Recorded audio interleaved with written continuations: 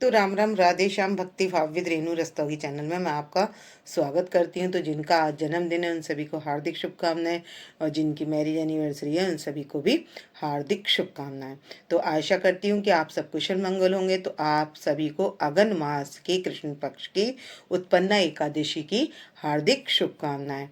तो आज की वीडियो रहने वाली है कि उत्पन्ना एकादशी कब है। तो भक्तों, आज के दिन ही मतलब जो कृष्ण पक्ष में जो एकादशी है, वो इस बार जो एकादशी है वो उत्पन्ना एकादशी है, और वो उत्पन्न इसी मास में हुई है, इसलिए उसका नाम उत्पन्ना एकादशी है। तो आप इस मास में अगर उत्पन्ना एकादशी से व्रत शुरू करना चाहते हैं तो आप व्रत को उठा सकते हैं। तो आप सबसे पहले हमारे छोटे लाला के दर्शन कर लीजिए। तो बहुत सुंदर लग रहे हैं, और मैंने सभी को ड्रेस वुलन पहना ली है, तो आप भी पहना लें।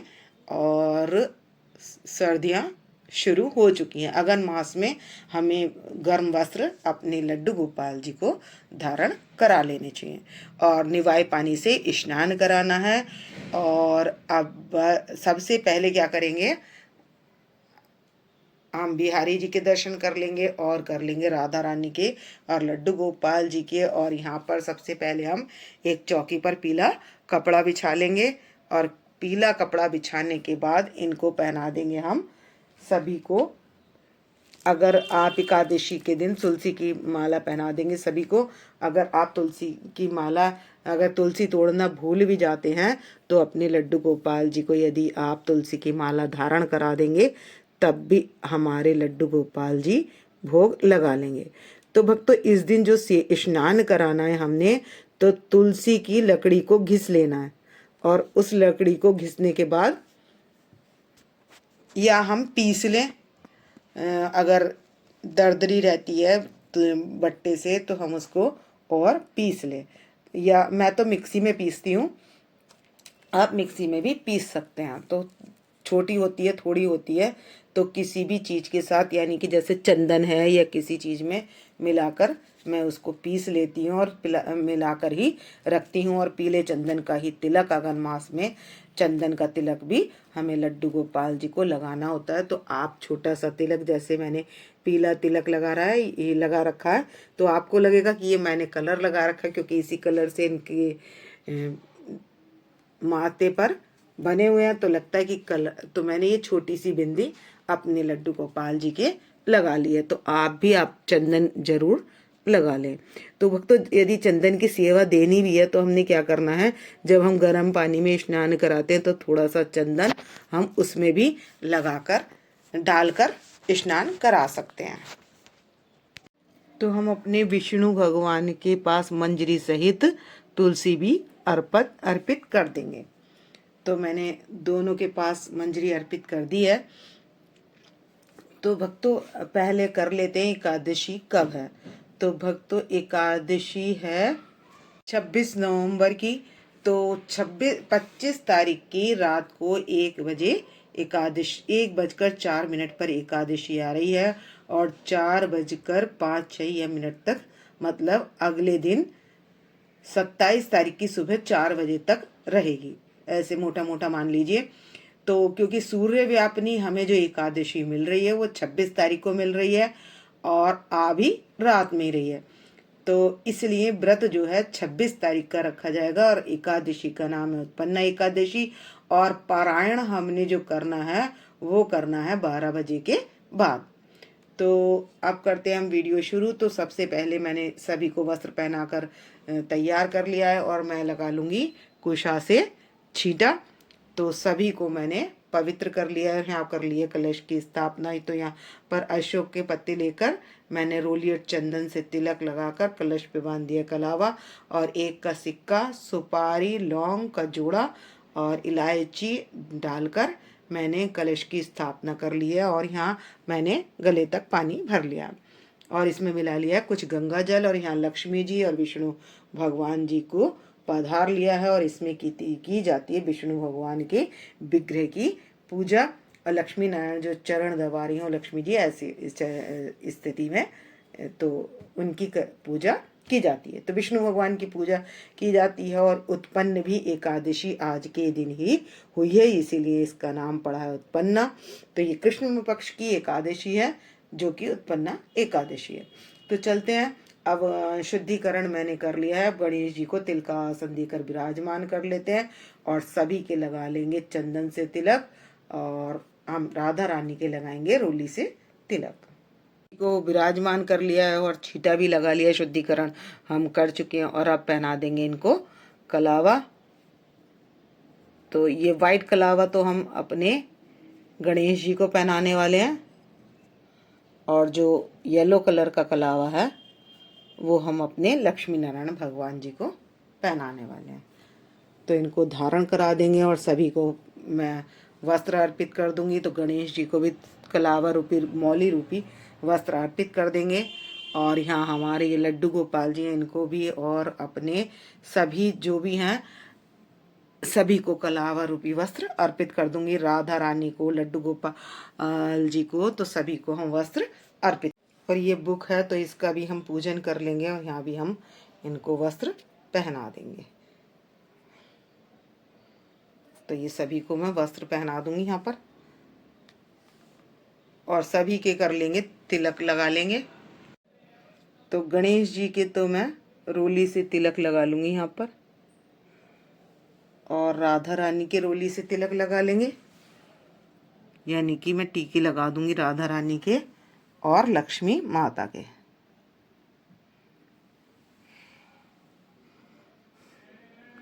और सभी के लगा देंगे, विष्णु भगवान के लगा देंगे चंदन से तिलक, और यहाँ अपने लड्डू गोपाल जी के भी हम चंदन से तिलक लगा देंगे, और यहाँ इनके भी चंदन से तिलक लगा देंगे, और अपने कान्हा जी के भी चंदन से तिलक लगा देंगे।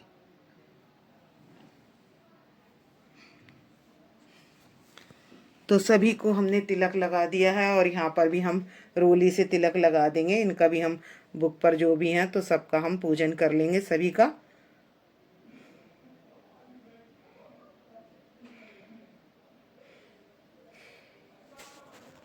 तो हम सभी के पास फल अर्पित कर देंगे। राधा रानी के पास लाल फल अर्पित कर देंगे, और पीला फल अपने लड्डू गोपाल जी के पास अर्पित कर देंगे, और विष्णु भगवान जी के पास पीला फल अर्पित कर देंगे, और लाल फल अपनी लक्ष्मी माता जी के पास कर देंगे।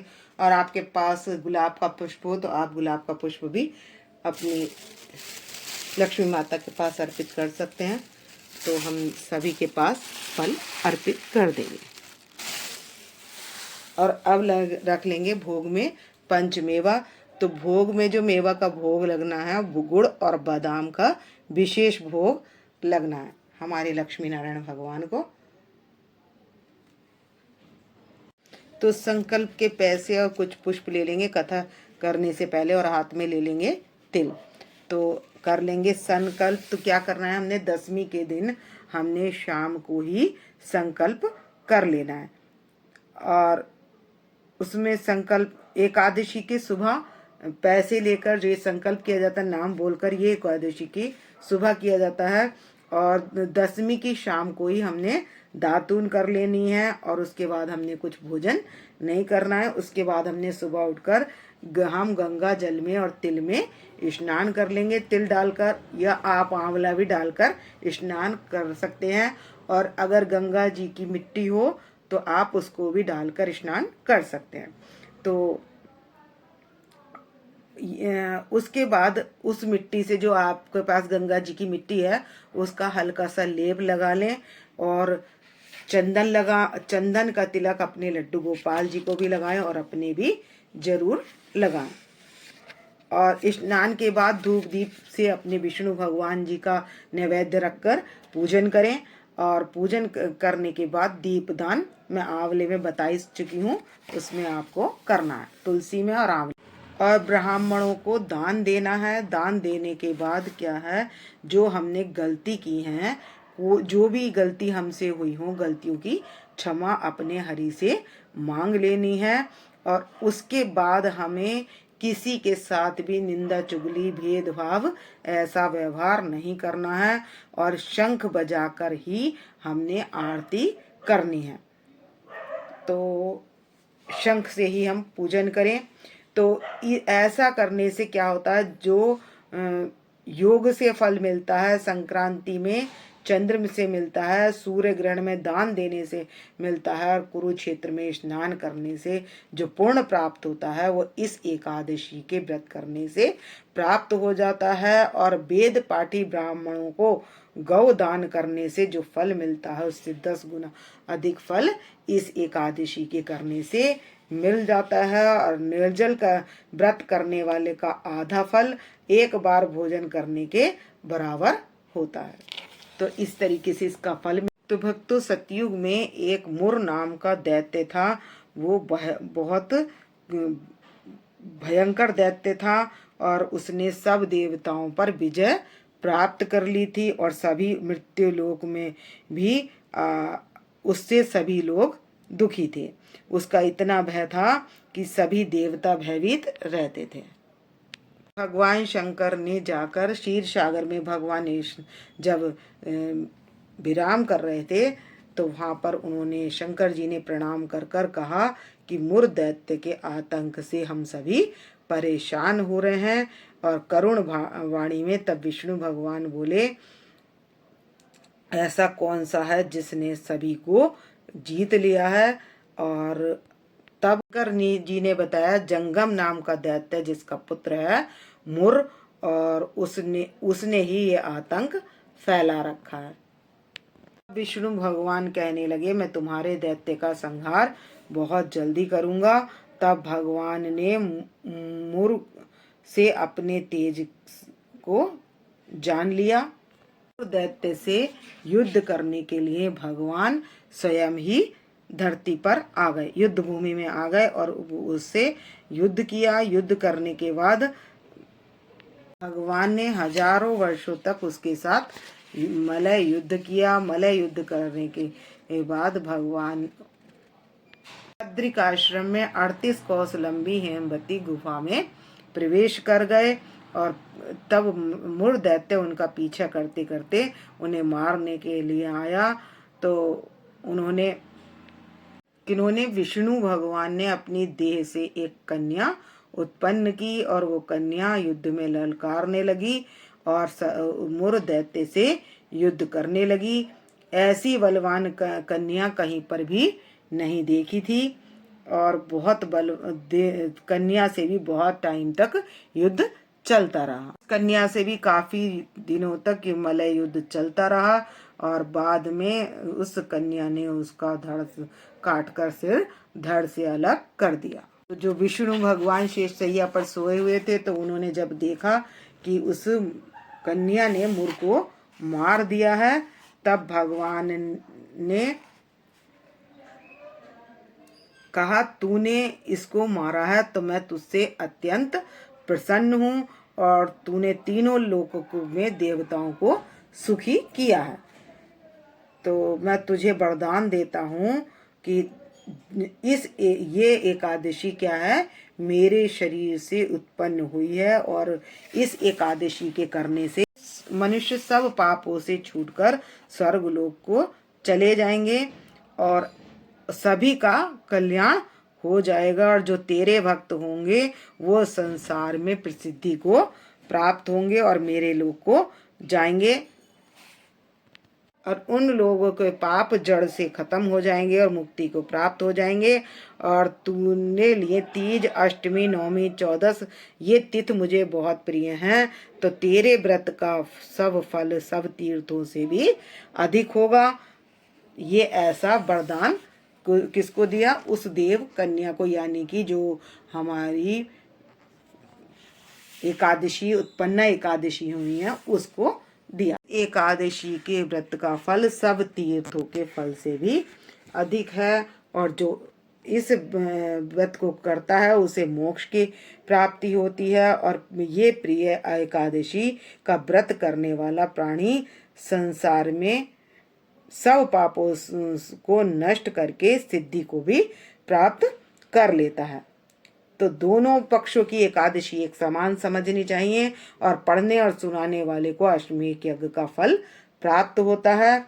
तो इसके बाद क्या करेंगे, हम कर लेंगे 24 एकादशियों के नाम ले लेंगे, जो यहाँ पर 26 एकादशियों के, तो पहली है उत्पन्ना एकादशी, मोक्षदा एकादशी, तो इसमें 26 एकादशियों के नाम हैं। उन नामों को लेने के बाद जो हमने पुष्प और संकल्प के पैसे लिए थे वो हम अपने गणेश जी या विष्णु भगवान जी के पास अर्पित कर देंगे तिल सहित, और उसके बाद कर लेंगे हम आरती। तो अब कर लेंगे हम आरती, घंटी बजाकर विष्णु भगवान जी की आरती कर सकते हैं। यदि आपको कोई आरती याद ना हो तो ओम जय जगदीश की भी कर सकते हैं, और एक आरती कर लेंगे गंगा जी की। तो बांके बिहारी तेरी आरती गाऊं, हे गिरधर तेरी आरती गाऊं, आरती गाऊं प्यारे तुमको मनाऊं, हरि चरणों में शीश झुकाऊं, मैं बांके बिहारी तेरी आरती गाऊं, चरणों से निकली है गंगा प्यारी, जिसने सारी धरती तारी, देख युगल छवि बल जाऊं, मैं बांके बिहारी तेरी आरती गाऊं।